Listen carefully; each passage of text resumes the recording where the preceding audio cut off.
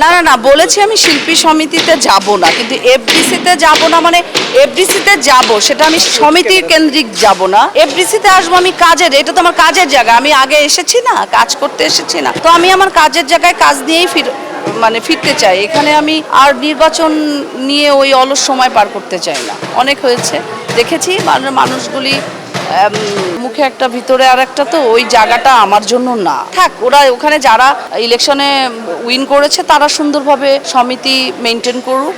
আমি হয়তো বা ওই জায়গাটার যোগ্য না, মানে আমি চিত্রনায়িকা পলি হয়তো বা আমার জায়গায়, এখানে আমার কাজের জায়গায় আমার আসা উচিত, এটা উপর আল্লাহও চেয়েছেন। যে জায়গাটা আমার নয় সেখানে আমি কেন যাব? না না না, ওখানে অনেক গুরুত্বপূর্ণ যারা পদে আছে প্রত্যেকেই অনেক ভ্যালুয়েবল, অনেক কাজের জায়গা আছে। শিল্পী যেহেতু 573 জন শিল্পীর অভিভাবক লাগে, তো আমি বলবো যে তারাও অনেক গুরুত্বপূর্ণ আমার জন্য।